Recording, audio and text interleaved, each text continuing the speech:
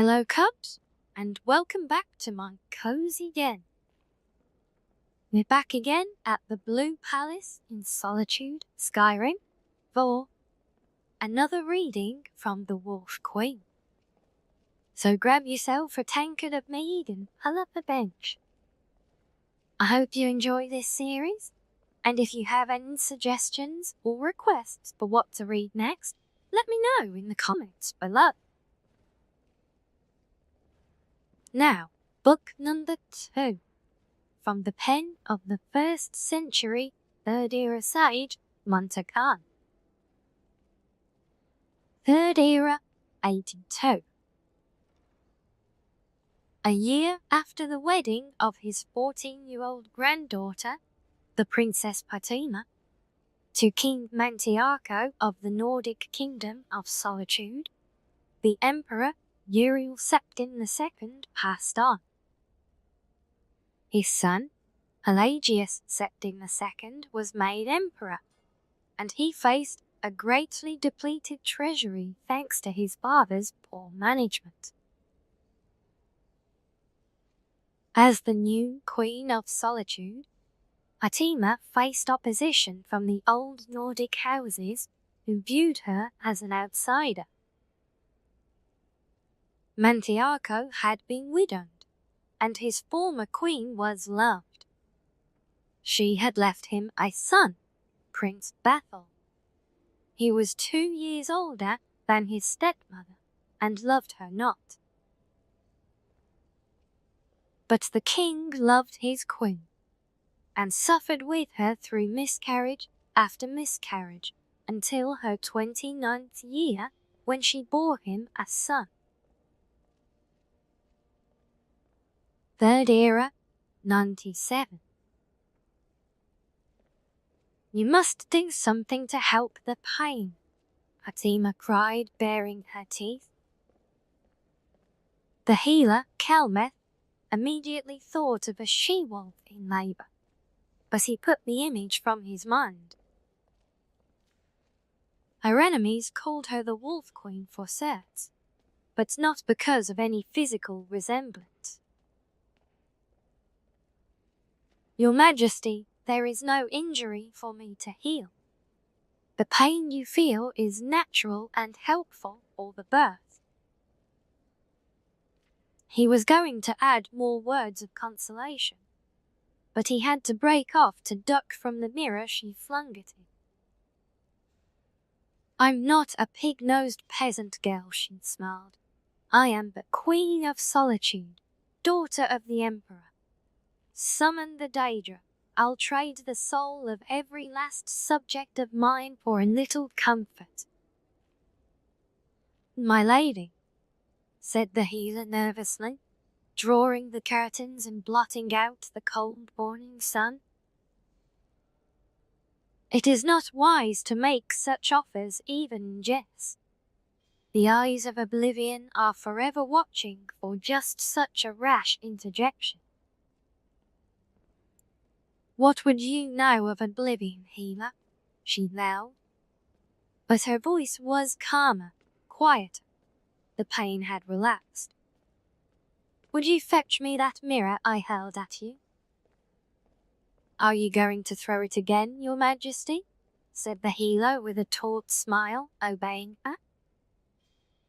Very likely, she said, looking at her reflection. And next time I won't miss. But I do look a fright. Is Lord Boken still waiting for me in the hall? Yes, Your Majesty. Well, tell him I just need to fix my hair and I'll be with him. And leave us. I'll howl for you when the pain returns. Yes, Your Majesty. A few minutes later, Lord Boken was shown into the chamber. He was an enormous old man, whom friends and enemies called Mount Boken. And when he spoke, it was with the low grumble of thunder. The Queen was one of the very few people Boken knew and was not in the least bit intimidated by him. and he offered her a smile. "My queen, how are you feeling?" he asked. "Damned, but you're looking like springtide has come to Mount Boker. I take it from your merry disposition that you've been made war chief?" "Only temporarily, while your husband the king investigates whether there is evidence behind the rumours of treason on the part of my predecessor, Lord Fun." "If you planted it as I've instructed, he'll find it," Fatima smiled, propping herself up in the bed. "Tell me, is Prince Bathold still in the city?" "What a question, your highness," laughed the mountain. "It's the tournament of stamina today. You know the prince would never miss that. The fellow invents new strategies of self-defense every year to show off during the guns. Don't you recall last year, where he entered the ring unarmored and after 20 minutes of fending off 6 bladesmen, left the games without a scratch? He dedicated that bout to his late mother, Queen Amaditha." "Yes, I recall." "He's no friend to me or you, your highness, but you must give the man his due respect. He moves like lightning.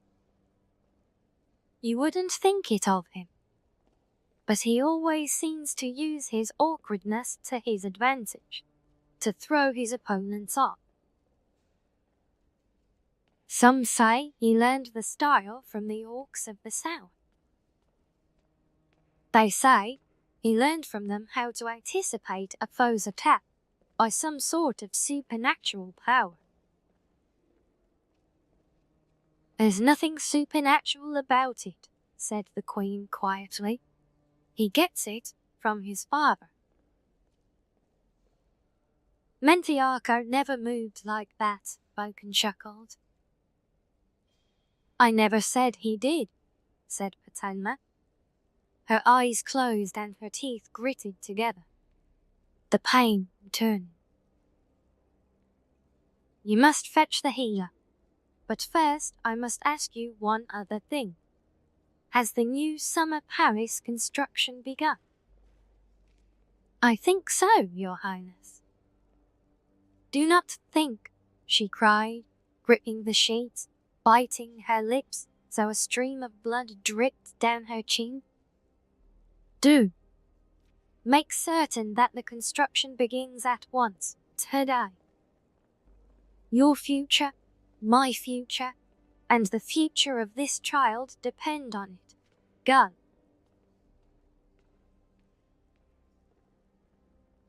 4 hours later, King Bantiaco entered the room to see his son. His queen smiled weakly as he gave her a kiss on the forehead. When she handed him the child, a tear ran down his face. Another one quickly followed, and then another. "My lord," she said fondly, "I know you're sentimental, but really, it's not only the child, though he is beautiful, with all the fair features of his mother." Mantiarco turns to his wife sadly, his aged features twisted the agony. "My dear wife, there is trouble at the palace. In truth, this birth is the only thing that keeps this day from being the darkest in my reign." "What is it? Something at the tournament?" Fatima pulled herself up in bed. "Something with Bathold?" "No, it isn't the tournament, but it does relate to Bathold. I shouldn't worry you at a time like this. You need your rest." "My husband, tell me." "I wanted to surprise you with a gift after the birth of our child." So I had the old summer palace completely renovated. It's a beautiful place, or at least it was. I thought you might like it. Truth to tell, it was Lord Vulcan's idea. It used to be Amaditha's favorite place. Bitterness crept into the king's voice. Now I've learned why. What have you learned? Asked Fatima quietly. Amaditha deceived me there with my trusted war chief, Lord Thane. There were letters between them.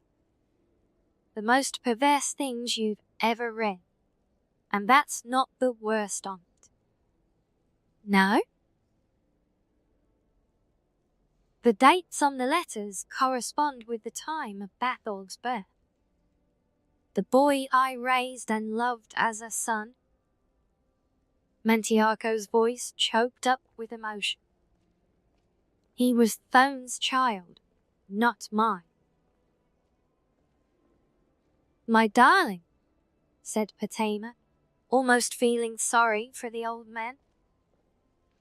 She wrapped her arms around his neck as he heaved his sobs down on her and their child. Henceforth, he said quietly, Batholg is no longer my heir. He will be banished from the kingdom. This child you have borne me today will grow to rule solitude. And perhaps more, said Fatima. He is the emperor's grandson as well. We will name him Mantiarco II. My darling, I would love that, said Fatima, kissing the king's tear-streaked face. But may I suggest Uriel, after my grandfather the emperor, who brought us together in this marriage? King Mantiarco smiled at his wife and nodded his head. There was a knock at the door. My liege, said Mantboken. His Highness Prince Batholg has finished the tournament and awaits you to present his award. He has successfully withstood attacks by 9 archers and the giant scorpion we brought in from Hammerfell. The crowd is roaring his name. They are calling him the man who cannot be hit. I will see him, said King Mantiarco sadly, and left the chamber. Oh, he can be hit all right, said Fatima warily. But it does take some doing. And there you have it, cubs, Book 2 of The Wolf Queen. Until next time, stay cozy.